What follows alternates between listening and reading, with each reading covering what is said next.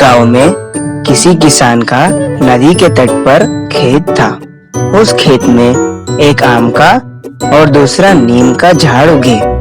इन दोनों पेड़ों को उगता हुआ देखा किसान ने आम के पेड़ को पानी डालकर और अच्छा खाद देकर उसका पोषण करने लगा, लेकिन वो नीम के पेड़ की तरफ ध्यान नहीं देता था। आम के पेड़ को लगा कि वो बहुत महान है, इसीलिए किसान उसकी देखभाल कर रहा है। इससे उसका थोड़ा घमंड भी बढ़ा। समय के साथ साथ आम का पेड़ और नीम का पेड़ बड़े वृक्ष बन गए। दोनों वृक्ष हरा भरा बन गए। आम के पेड़ को मीठे फल आने लगे और नीम को कड़वे फल आने लगे। आम के फल मीठे होने की वजह से लोग उसकी तारीफ करने लगे, जिससे आम का घमंड और भी बढ़ गया और नीम से बात करना ही छोड़ दिया। वो सब देखकर नीम कहता है, क्यों आम, तू मुझसे पहले जैसा बात करना ही छोड़ दिया, ऐसे क्यों? तब आम जवाब देता है, तुम्हारे और मेरे में समानता है क्या?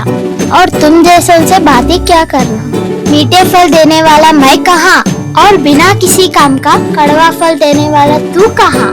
तुम जैसों से मेरी क्या दोस्ती? तब नीम कहता है, तुम्हारा फल मीठे होने का गर्व मत रखो। बाजार में मेरा बीज का बहुत मांग है और तुम जैसे घमंडी से दोस्ती करना मुझे कोई जरूरत भी नहीं है। इस तरह रोज इन दोनों के बातें सुनकर इन दोनों के बीच रहा पपीता चिढ़कर ऐसा कहने लगा, अरे अब बस भी करो तुम्हारे लड़ाई झगड़े, मैं और अब सुनना नहीं चाहता। इसके तुरंत बाद आम कहता है, अरे तुम्हें इसमें चिढ़ने की कौन सी बात है? हम ये तय नहीं कर पा रहे हैं कि हम दोनों में महान कौन है। इसे सुनकर नीम ने कहा, तो आप ही कहिए, हम दोनों में महान कौन है? इससे झगड़े का हल भी मिल जाए। नीम की बातें सुनकर पपीता कहने लगा, अरे मूर्खो, इसमें कोई बड़ा और कोई छोटा होने की बात ही कहा। हम पेड़ों में खुद की कुछ विशेषता होती है। हम सब में कुछ न कुछ विशेष गुण होता ही है। इसलिए तुम अपनी वाद विवाद अब बंद कर दो। ऐसा कहकर उन्हें मनाने लगा। लेकिन हम दोनों में महान कौन? ये कहने के लिए जिद पर अड़िग रही आम। तो पपीता कहता है, अच्छा ठीक है, अब तुम बार बार पूछ रहे हो इसलिए कहता हूँ, लेकिन मेरे बोलने से तुम्हें दुखी नहीं होना चाहिए। अच्छा ठीक है कहकर आम और नीम उसकी बातों को मान गए। मेरे नजर में तो नीम ही महान वृक्ष है। तुम ऐसे कैसे कह सकते हो? मीठे रसीले आम को खाने को सब पसंद करते हैं। खाने वाले लोगों को तुम स्वाद और तृप्तता दे सकते हो, लेकिन नीम के फल खाने में कड़वे लगते हैं, परंतु औषधों से युक्त उसके बीज लोगों के कई सारी बीमारियां दूर करने में मदद करता है।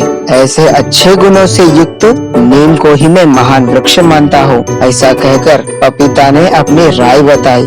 इसके तुरंत बाद आम ने कहा, अरे मुझे सब पता है, तुम मुझे नफरत करते हो, इसीलिए तुम नीम को महान बना रहे हो। इसीलिए मैं तुम्हारी बातों को नहीं मानूंगा। समय बीतता गया। कुछ साल बाद आम के पेड़ को कीट लग गए। आम को लगे कीट को किसान ने देखा। तुरंत उसने नीचे पड़े हुए नीम के बीज को पीसकर आम के जड़ों में लगा दिया, जिससे आम को लगे कीट दूर होकर कुछ दिन बाद फिर वह वृक्ष हरा भरा हो गया। तब आम की आँख खुल गए।